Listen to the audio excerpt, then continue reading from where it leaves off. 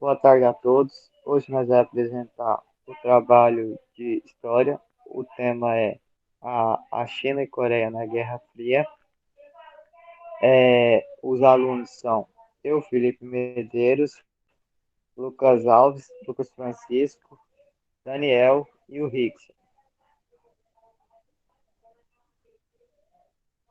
Bom, para nós falar da participação da Coreia e da China na Guerra Fria, primeiro nós temos que voltar um pouquinho lá atrás para saber o que foi a Guerra Fria. Então, a Guerra Fria é nada mais que depois dos aliados terem vencido a Segunda Guerra Mundial, os Estados Unidos e o RSS iniciaram uma disputa de poder para alcançar maior influência na esfera internacional, resultando na Guerra Fria. Desse modo, o mundo ficou dividido em polos, dois grandes polos. O bloco socialista, representado pela União Soviética, e o bloco capitalista, liderado pelos Estados Unidos, o capitalista, e o socialista, liderado pela União Soviética. Essa nova ordem ficou conhecida como bipolarismo. Foi marcada por grandes eventos, como a criação da organização do Tratado Atlântico Norte, conhecido como OTAN, foi criada em 1949, uma aliança militar entre os países europeus e os Estados Unidos. A criação do Pacto da Varsóvia em 1955, que foi um acordo militar entre a União Soviética e a paz e os países do leste.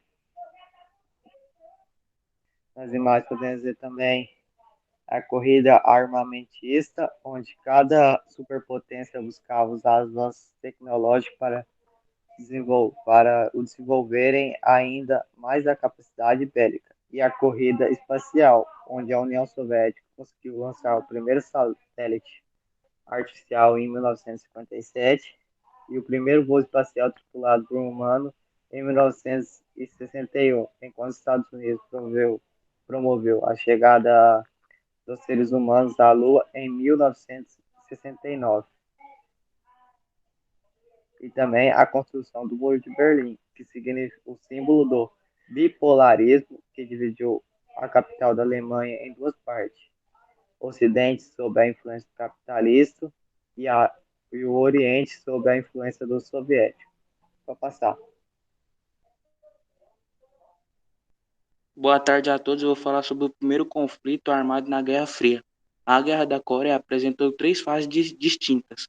A primeira fase desse conflito ocorreu entre junho e setembro de 1950, quando o predomínio das forças foi exercido pelos norte-coreanos, que conseguiram encurralar as tropas sul-coreanas em um estreito espaço de terra conhecido como Perímetro de Busan.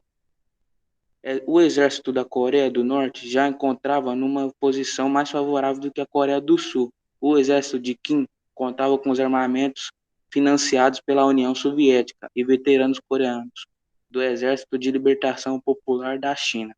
Depois de uma visita em Moscou, Stalin aprovou a invasão em em 25 de junho de 1950. As tropas norte-coreanas, cerca de 70.000 soldados, atravessaram o paralelo 38 em direção ao Seul, capital da Coreia do Sul, com o objetivo de reunificar a Coreia. Pode passar.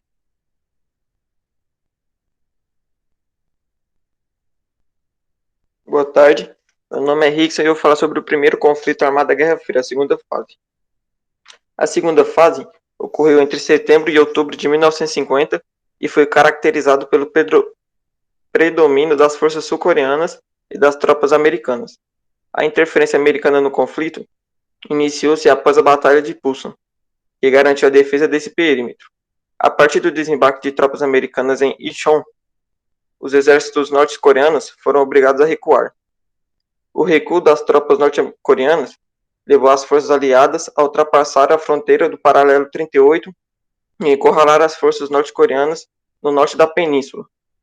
A possibilidade de derrota dos norte-coreanos resultou no envio de tropas pela China. A interferência chinesa nesse conflito ocorreu pelo temor do governo chinês de que uma vitória dos americanos levasse à invasão do território chinês.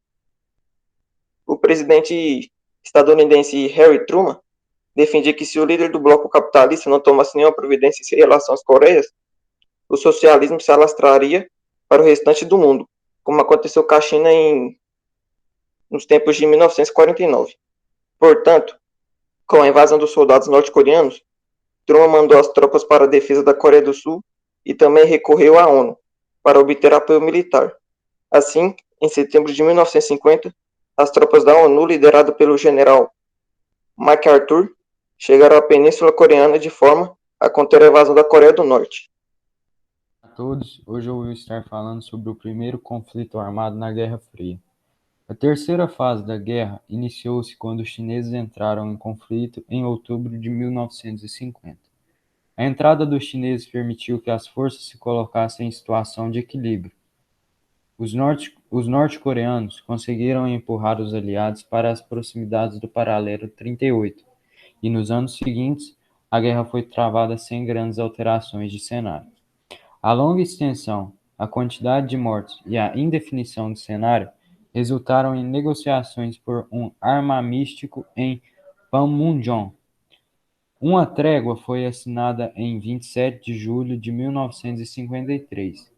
Essa trégua deu fim ao conflito, apesar de duas nações nunca terem assinado um acordo de paz que colocasse um fim oficial na guerra. Passado mais de 60 anos desde a guerra, a relação entre as Coreias ainda é bastante tensa. Bom, agora eu vou estar mostrando duas imagens sobre o território da Coreia.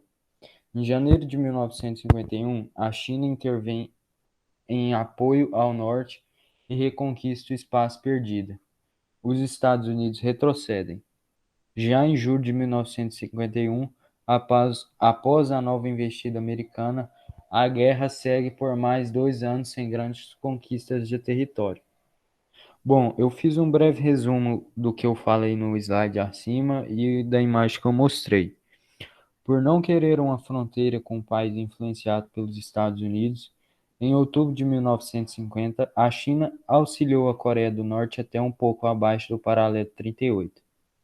Em 1951, com mais tropas da ONU, os norte-coreanos regressaram à divisão inicial e em 1953 foi assinado um armistice entre as duas Coreias, que deixou-as divididas até os dias atuais. Bom, próximo slide. Bom dia, boa tarde. Aqui eu vou falar um pouco sobre as consequências da guerra. Consequências da guerra. De acordo com historiadores, quase 5 milhões de pessoas morreram na guerra e mais da metade eram civis. A guerra teve consequências gigantes, tanto na Coreia do Norte quanto na Coreia do Sul, sendo que a boa parte do conflito ocorreu ao redor da zona desmilitarizada, uma região de 5 quilômetros de largura, que divide as duas Coreias de leste a oeste e que foi estabelecida durante o armistício. Desde 1953, existem tensões entre ambos os governos. A Coreia do Sul conta a presença de mais de 20 mil soldados estadunidenses na zona desmilitarizada e se transformou numa potência econômica e tecnológica regional. Já a Coreia do Norte tornou-se um dos países mais isolados do mundo.